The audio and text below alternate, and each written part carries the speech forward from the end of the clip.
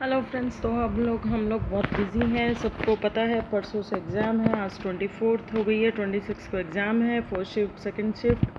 तो अंकित ग्रेवाल जो CET rank 1 holder है, उनके टेलीग्राम चैनल का लिंक आपको दिख रहा है। तो ये आपको PDF वहाँ मिल जाएगी, फ्री अवेलेबल है।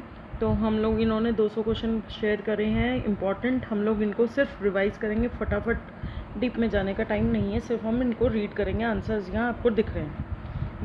कौन से डिवाइस जो है वो रिस्पॉन्सिबल है डिजिटल को एनालॉग में कन्वर्ट करने के लिए? तो वो होती है हमारी मोडेम, जो आपके घरों में एक वाईफाई का जो डिब्बा लगा होता है, जिसके थ्रू आप इंटरनेट लेते हैं, वही आपका मोडेम होता है।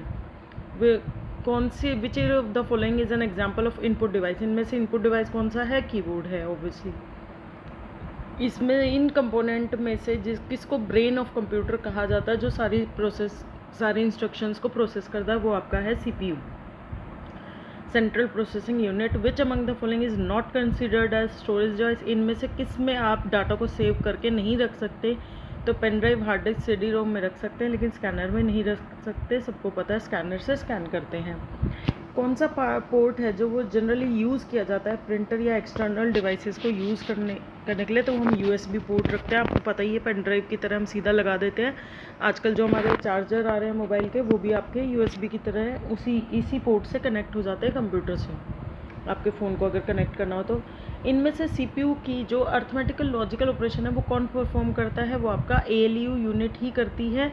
तो ये क्वेश्चन में ही आंसर है, और ये PYQ है, 2-3 बार ये रिपीटेडली पूछा गया है HSSC के एग्जाम्स में। इनमें से कौन सा आउटपुट डिवाइस नहीं है? तो मॉनिटर, प्रोजेक्टर, प्रिंटर सब है। माइक्रोफोन से हम लोग बोलते हैं, माइक बोल सकते हैं इसको शॉर्ट में। तो ये आपका इनपुट डिवाइस हो जाएगा। विच device stores data permanently in a computer system? कौन परमानेंटली स्टोर करता है? आपका हार्ड डिस्क। हार्ड डिस्क में ही सेव करते हैं हम लोग, जब अपनी फाइल्स को सेव करते हैं। विच of the following computer memories is the fastest कौन सी होती है? आपकी कैशे होती है। अगर इसमें रजिस्टर्स भी अगर दिया होता तो रजिस्टर सबसे फास्टेस्ट होती है, कैशे सेकेंड नंबर पे होती है। बट अगर यहाँ सिर्फ कैशे दिया है तो हम कैशे ही टिक करेंगे। Which of the following is classified as primary memory? इनमें से प्राइमरी मेमोरी कौन सी होती है? वो रैम होती है, रैंडम एक्सेस मेमोरी। ये भी कई बार फुल फॉर्म पूछी जाती है। टेम्परेरी मेमोरी होती है, इसमें जब तक लाइट रहेगी तब तक ही आपका जो डाटा है वो सेव रहेगा, लाइट बंद होते ही बंद हो जाएगा। स्कैनर क्या करता है? स्कैनर क्या करता है? आपको हैंड रिटन या प्रिंटेड कोई भी डॉक्यूमेंट होते हैं उनको कंप्यूटर के अंदर इंसर्ट करता है, यानी डिजिटल फॉर्मेट में करता है। तो B ऑप्शन हो जाएगा। USB की फुल फॉर्म हो जाएगी यूनिवर्सल सीरियल बस। अगर आप कनेक्टिविटी के लिए पूछा, इन्होंने कनेक्टिविटी डिवाइस के लिए पूछा है। अदरवाइज़ आपका अगर मदरबोर्ड के लिए पूछता है तो वह यहाँ पे कनेक्टिंग डिवाइस नहीं लिखेगा, वहाँ पर बोर्ड आ जाएगा। यूनिक वो आगे क्वेश्चन है, बोर्ड हो जाता है वो यूनिफॉर्म सर्विस बोर्ड। ओके, जो मदरबोर्ड भी जिसे हम बोल देते हैं। विच of the following devices give sound? Sound कौन देते हैं? आपके स्पीकर देते हैं, पढ़ने की ज़रूरत ही नहीं है। कौन सी डिवाइस है जो hard disk take a hard copy of data? Hard copy कौन लेता है? हार्ड कॉपी मतलब जिसको हम छू सकते हैं, वो हम प्रिंटर से प्रिंट निकलवाते हैं, जैसे आपने अपना CET का रोल नंबर कलर्ड निकलवाया है। Which part of the computer CPU controls and manages the operation of computer? कौन करता है? आपका कंट्रोल यूनिट। देखो मैं आपको एक बार बता देती हूँ, यहाँ पे ALU सारे अर्थमेटिकल लॉजिकल जो प्लस माइनस मल्टीप्लाई डिवाइड जो भी आपके ऑप्शंस होते हैं, ऑपरेशंस होते हैं, वो सारे परफॉर्म करता है ALU। मेमोरी यूनिट करती है आपकी सारी सेविंग के, सेव करने के, फाइल को सेव करने के लिए, निकालने के लिए, जो भी काम मेमोरी से रिलेटेड है, दिमाग से रिलेटेड है, स्टोर करने से रिलेटेड है, वो MU करती है। CU क्या है? इन सब का बाप है, जो इन सब को कंट्रोल करता है। MU को, ALU को इंस्ट्रक्शंस प्रोवाइड करता है, सारी डिवाइसेस को इंस्ट्रक्शंस प्रोवाइड करता है, ये करो वो करो। तो ये हेड ऑफ द फैमिली जिसे हम बोल सकते हैं। Which keyboard key is use to refresh? Refresh करने के लिए कौन सी होती है? F5। आप किसी भी विंडो में जाके F5 प्रेस करेंगे तो उससे रिफ्रेश हो जाती है आपकी विंडो। कौन सा हार्डवेयर कंपोनेंट है वो कंप्यूटर को नेटवर्क से जोड़ता है? वो होता है नेटवर्क इंटरफेस कार्ड। अगर आपको ये आंसर नहीं भी पता है तो आप नेटवर्क से नेटवर्क जोड़ सकते हो। पहले ये कार्ड जो है हमें एक्सटर्नली लगवाना पड़ता था अपने सिस्टम में, आज से अगर 5-10 साल पहले की बात करें तो अब ये इंटरनली इनबिल्ट आता है हर सिस्टम में। रैम कौन सी है? वोलाटाइल मेमोरी है, जिसका इंग्लिश लिटरल मीनिंग होता है टेम्परेरी मेमोरी। तो वोलाटाइल मेमोरी होती है ये। इनमें से कौन सी which is of the following is use to store data backup? Data को एक्सटर्नली मतलब कंप्यूटर से बाहर करने के लिए तो हम एक्सटर्नल हार्ड डिस्क में करेंगे। इंटरनल होती है इंटरनल हार्ड डिस्क। विच आउटपुट डिवाइस डिस्प्लेस इन विजुअली कौन दिखाता है हमें स्क्रीन पर, तो वो हमें मॉनिटर दिखाता है। फादर ऑफ कंप्यूटर हम चार्ल्स बेबेज को बोलते हैं, ये फर्स्ट क्लास से पढ़ते ही आ रहे हैं। फर्स्ट मैकेनिकल कंप्यूटिंग डिवाइस है जो चार्ल्स बेबेज ने बनाई थी वो थी आपकी डिफरेंस इंजन। वैसे ही इसका आंसर अगर एनालिटिकल इंजन दिया होता तो हम वो भी टिक करेंगे। इन्होंने बनाई तो एनालिटिकल इंजन थी बट वो पास नहीं हुई थी, मतलब उसमें कुछ कमियां थी, तो इन्होंने और 10 साल अपनी ज़िंदगी के लगा के फिर ये डिफरेंस इंजन बनाया था। पहले इन्होंने एनालिटिकल इंजन बनाया था। विच generation of computer use vacuum, vacuum tube किस में यूज़ हुई थी, आपके फर्स्ट जनरेशन में यूज़ हुई थी। आपको पता है कि 18,000 ट्यूब्स लगती थी एक कंप्यूटर को बनाने के लिए, बड़े और इतनी हीट जनरेट करते थे वो कम। तो वैक्यूम ट्यूब्स को किसने रिप्लेस किया सेकंड जनरेशन में, आपके ट्रांजिस्टर्स आ गए थे, फिर बिल्कुल ही थोड़े छोटे आ गए थे, बड़े बड़े वैक्यूम ट्यूब्स को उन्होंने रिप्लेस कर दिया था। ट्रांजिस्टर्स को रिप्लेस किया था आपका आईसीज ने, इंटीग्रेटेड सर्किट ने, तो इसलिए ये थर्ड जनरेशन में आ जाएंगे। माइक्रो प्रोसेसर कब आए थे, ऑब्वियसली जब इंटीग्रेटेड सर्किट को और ज़्यादा फास्टेस्ट बनाने के लिए रिप्लेस किया था वो माइक्रो प्रोसेसर ने किया था, तो वो फोर्थ जनरेशन हो जाएगी।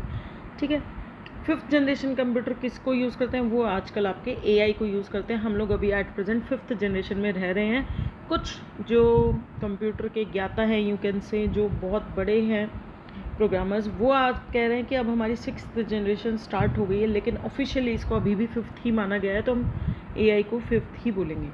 इन विच ईयर एनियाक जो है कब विकसित हुआ था, इसकी फुल फॉर्म भी याद लिख लीजिए, कई बार क्वेश्चन में फुल फॉर्म भी पूछी जाती है।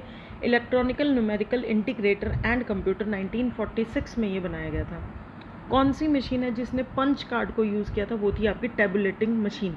तो मशीन से रिलेट कर सकते हैं, आपकी सबसे पहली मशीन टैबुलेटिंग मशीन थी जो पंच कार्ड का यूज़ करती थी। फर्स्ट जनरल पर्पस का जिसको आप जनरली यूज़ कर सकते हैं, लोग यूज़ कर सकते हैं, वो आपकी एनियाक ही थी। उससे पहले जितने भी थे वो स्पेसिफिक पर्पस के लिए ही बनाए गए थे, कोई आर्मी के लिए, कोई किसी चीज़ के लिए। What is the main function of an operating system, operating system का काम होता है सब कुछ हार्डवेयर सॉफ्टवेयर रिसोर्सेज को मैनेज करना। विच of the following is not an example, इनमें से कौन सा, विंडो 10 भी है, लाइनक्स भी है, मैकेज है, लेकिन MS वर्ड वो एक एप्लीकेशन सॉफ्टवेयर है, ऑपरेटिंग सिस्टम नहीं है। Which of the following is use to browse file, और फोल्डर को करने के लिए हम फाइल एक्सप्लोरर का काम करते हैं। इसमें भी फाइल से फाइल आप रिलेट कर सकते हैं। एक्सप्लोरर का मतलब होता है खोजना, एक्सप्लोर करना, चीज़ों को देखना, समझना। Which option is use to rename a file, rename करने के लिए क्या करेंगे, रीनेम फोल्डर का यूज़ करेंगे। तो राइट क्लिक करेंगे और उसके ऊपर ऑप्शन आ जाएंगे आपके पॉपअप मेन्यू पे, रीनेम का ऑप्शन क्लिक करेंगे। कौन सा फाइल एक्सटेंशन होता है वर्ड डॉक्यूमेंट के लिए, .doc होता था पहले, अब docx होता है। ठीक है। द रिसाइकल बिन किस लिए यूज़ होती है, वो हमारे घर का जैसे डस्टबिन होता है जिसमें हम लोग कूड़ा डाल देते हैं, फिर उसको बाहर जाके बड़े कूड़ेदान में डालते हैं। तो सेम वे जब आप कोई फाइल टेम्प्रेरी डिलीट करते हो वो आप इसको सेव करता है। अगर आप चाहते हो कि इसको परमानेंटली आपके कंप्यूटर से बाहर हो जाए तो वहाँ से भी आप डिलीट करेंगे। स्टोरिंग डिलीटेड फाइल टेम्परली, इसका एक टाइम पीरियड होता है कि 30 दिन तक ये उस फाइल को अपने पास रखेगा। अगर आपने उसे डिलीट नहीं किया तो ये उसको फिर परमानेंटली डिलीट कर देगा, अगर आपने उसे रिस्टोर नहीं किया है तो। इनमें से कौन सा ऑप्शन यूज़ होगा, परमानेंटली अगर आप चाहते हो कि रिसाइकल बिन में जाए ना, आपको पता है इस फाइल की हमें कभी ज़रूरत पड़नी ही नहीं है, तो आप Shift+Delete अगर प्रेस करेंगे तो वो फाइल परमानेंटली डिलीट हो जाएगी, आपकी उसमें जाएगी ही नहीं रिसाइकल बिन में।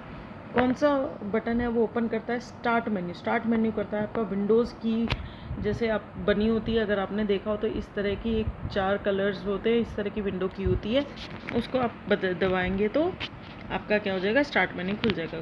कौन से की कॉम्बिनेशन से कॉपी सेलेक्टेड, कॉपी करने के लिए कौन की Ctrl+C, पेस्ट करने के लिए Ctrl+V, ये बहुत इजी है। अंडू करने के लिए Ctrl+Z हो जाएगी आपकी, ये सब पूछे नहीं जाती है क्योंकि बहुत इजी है, आपसे थोड़ी सी तो इससे हार्ड पूछी जाएगी। सेलेक्ट ऑल करने के लिए Ctrl+A, सेव करने के लिए Ctrl+S, फाइंड डायलॉग बॉक्स के लिए Ctrl+F। अगर आप चाहते हैं रिप्लेस भी करना है तो आप खाली रिप्लेस के लिए आप करेंगे Ctrl+G, और अगर आप चाहते हैं फाइंड एंड रिप्लेस खुले तो आप करेंगे Ctrl+H। ठीक है, तो इनमें कंफ्यूज नहीं होना है। कौन सी प्रिंट करने के लिए होती है Ctrl+P, Ctrl+P हो जाएगी आपकी प्रिंट करने के लिए। उसके बाद है MS वर्ड किस लिए यूज़ होता है, मेनली डॉक्यूमेंट्स बनाने के लिए, टेक्स्ट डॉक्यूमेंट क्रिएशन करने के लिए। कौन सा MS वर्ड किसके लिए कौन सा मेन्यू यूज़ होता है, फ़ॉन्ट स्टाइल और साइज़ चेंज करने के लिए, होम मेन्यू में ही आपके जो है सारे जो ऑप्शन होते हैं वो आपको डायरेक्टली आइकन्स के रूप में वहाँ दिखते हैं छोटे छोटे। आप फ़ॉन्ट स्टाइल और साइज़ चेंज कर सकते हैं। एमएस एक्सेल में सेल क्या होता है, intersection of row and column. जो आपको एक्सेल में इस तरीके से रोज़ एंड कॉलम में ये जो छोटे छोटे ये डब्बे दिख रहे हैं, ये सारे आपके सेल होते हैं जिसमें आप डाटा को एंटर कर सकते हैं। तो intersection of row and column बोलते हैं इसको। Which symbol is use before writing a formula. Formula लिखने के लिए से पहले आपको क्या करना पड़ता है, इक्वल टू। जैसे अगर आपको लिखना है A1 प्लस और B1, आपको दो सेल को जोड़ना है तो आपको इक्वल टू डालना पड़ेगा, तभी इनका एडिशन होगा, नहीं तो ये as it is A1 plus B1 लिख देगा। Which of the following is a spreadsheet application. MS Excel होती है जिसमें आप स्प्रेडशीट एप्लीकेशन करते हैं। आपसे ये भी पूछा जाता है कई पेपरों में कि एक्सेल को क्या बोला जाता है, तो वहाँ पर ऑप्शन में स्प्रेडशीट होगा। तो दोनों इंटरचेंजली ये क्वेश्चन पूछे जाते हैं।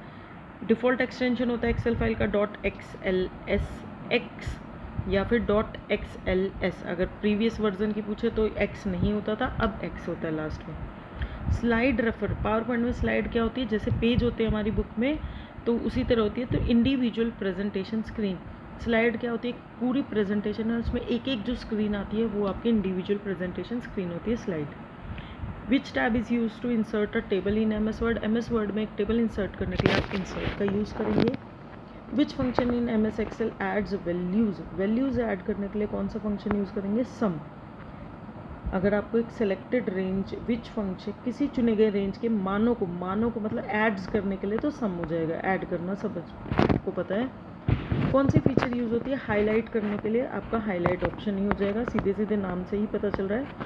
पावर पॉइंट में कौन सा व्यू होता है जब सारी स्लाइड्स को एक बार में देना है, तो स्लाइड सॉर्टर व्यू। मतलब वो क्या करेगा, आपकी सपोज आपके उसमें 5 स्लाइड है तो सारी स्लाइड्स के कंटेंट को छोटे रूप में एक ही स्क्रीन पे आपको इस तरीके से अरेंज करके दिखा देगा। Which command in Word check spelling error. Spelling error के लिए क्या होता है, स्पेलिंग एंड ग्रामर। यहाँ पर एक चीज़ और बता देती हूँ कि अगर आपके टेक्स्ट, आपने कोई टेक्स्ट लिखा है, उस टेक्स्ट के नीचे अगर रेड लाइन आती है तो मतलब वो स्पेलिंग मिस्टेक है। अगर ग्रीन लाइन आती है तो ग्रीन कलर की अगर लाइन आती है उसके नीचे तो इसका मतलब ये है कि ग्रामेटिकली वो वर्ड गलत है, वहाँ पर कुछ और आएगा। Which button is use to create a new document. New document करने के लिए Ctrl+N करेंगे, वरना आप फाइल मेन्यू पे जाके भी क्लिक कर सकते हैं। इनमें से कौन अलाउ करता है आपको टेक्स्ट मूव करने के लिए। मूव करने के लिए कट एंड पेस्ट होगा, क्योंकि एक जगह से उठा के दूसरी जगह रखना है तो कट एंड पेस्ट हो जाएगा आपका।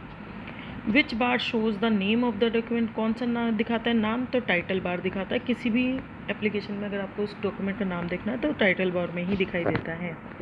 What is the default file extension of MS word 2007, तो .docx होता है 2007 के बाद वाली सारी फाइल्स का।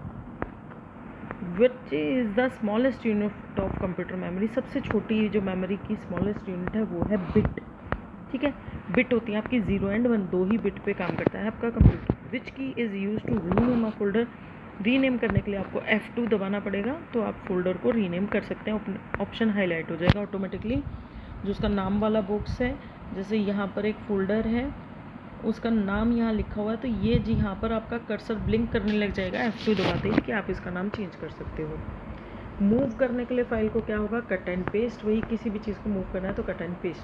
GUI की फुल फॉर्म हो जाएगी ग्राफिकल यूज़र इंटरफेस। जो भी आप आइकन्स वगैरह देख रहे हो ये सब ग्राफिकल यूज़र इंटरफेस है।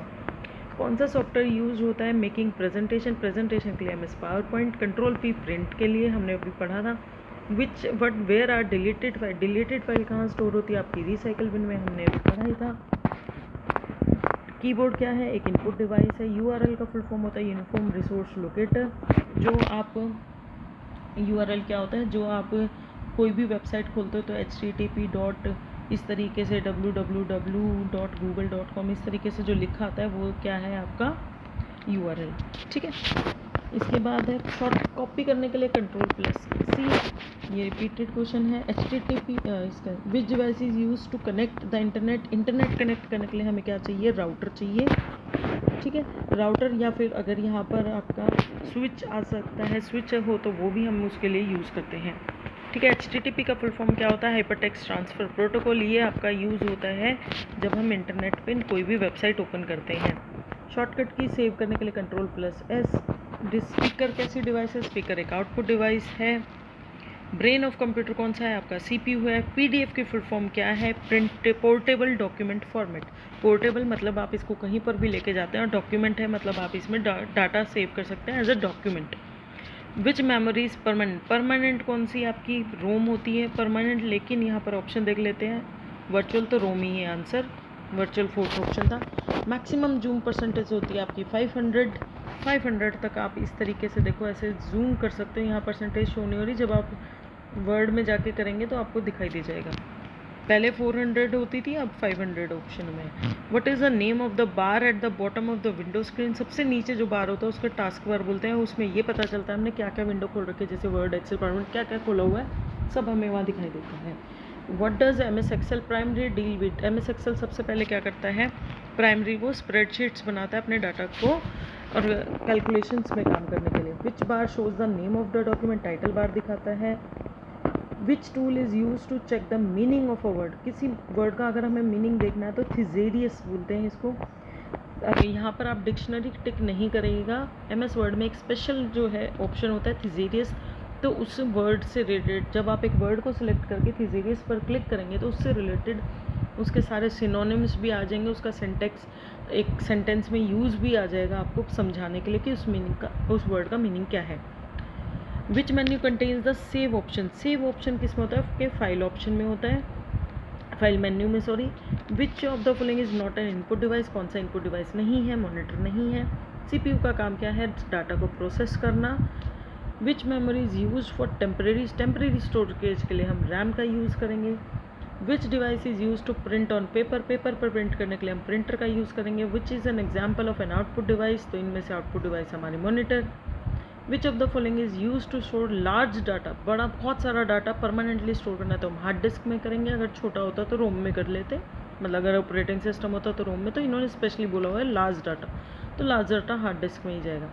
विच key is use to delete character right of the cursor, अब यहाँ पर दो की आती है हमारे पास, एक बैक स्पेस एक डिलीट।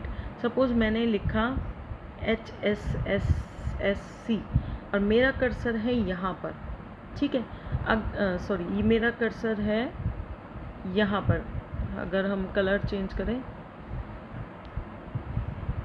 हमने कहा मेरा कर्सर है यहाँ पर, अगर मुझे इस S को डिलीट करना है तो मैं दबाऊंगी बैक स्पेस की, अगर मुझे C को डिलीट करना है तो मैं दबाऊंगी डिलीट की। तो उसने कहा है राइट साइड में, तो राइट साइड में मतलब मुझे C को डिलीट करना है तो मैं दबाऊंगी डिलीट की। तो ये ध्यान रखिएगा। Which device is use to convert digital signal, digital signal को एनालॉग में कन्वर्ट करने के लिए और वाइस वर्सा, मतलब एनालॉग टू डिजिटल करने के लिए हमारा मोडेम ही यूज़ होता है। मैंने अभी पहले भी बताया था कि जो हमारी हमें इंटरनेट से कनेक्ट करता है वही हमारा मोडेम होता है। What is the purpose of firewall, firewall का मतलब होता है अनऑथराइज्ड एक्सेस को रोकने के लिए। हमें वो दिखाता है कि जब भी हम मेल वगैरह आती है कि वो हमारे काम की नहीं है, वो आपके ये जो सेंडर है ये आपके कॉन्टैक्ट में लिस्ट में ऐड नहीं है, इस तरीके से वो वार्निंग मैसेजेस देता है आपको। Where are the recently deleted file, वो रिसाइकल बिन में होती है। रैम की फुल फॉर्म है random access memory. Main function operating system का है हार्डवेयर सॉफ्टवेयर के बीच में तालमेल बनाना। तो ये कुछ रिपीटेड क्वेश्चन उन्होंने दे दिए हैं। Which part of CPU perform calculation और लॉजिकल ALU करता है हमारा। नॉन वोलाटाइल, नॉन वोलाटाइल बोलते हैं हम परमानेंट मेमोरी को, क्योंकि वोलाटाइल टेम्परेरी होता है, नॉन वोलाटाइल परमानेंट रोम होती है आपकी। कंट्रोल P प्रिंट करने के लिए होता है। What is the use of the scroll lock, scroll lock करने के लिए मतलब जैसे जो ये मैं फाइल को ऐसे ऊपर नीचे कर रही हूँ, मैं चाहती हूँ कि ये फाइल को ऊपर नीचे ना हो, तो हम स्क्रॉलिंग कंट्रोल करेंगे, उसको टिक कर देंगे तो वो लॉक हो जाएगा, उसको दोबारा कर देंगे तो वो अनलॉक हो जाएगा। मतलब इस तरीके से कई बार क्या होता है कि बोर्ड हमारा ऐसे ऐसे मूव कर रहा होता है, तो वो रोकने के लिए हम स्क्रॉलिंग कंट्रोल करते हैं। 100 ऑप्शन हो गए, 100 क्वेश्चन हो गए, ये फर्स्ट पार्ट है। अभी 10 ही मिनट में मैं आपको सेकेंड पार्ट भी दे देती हूँ।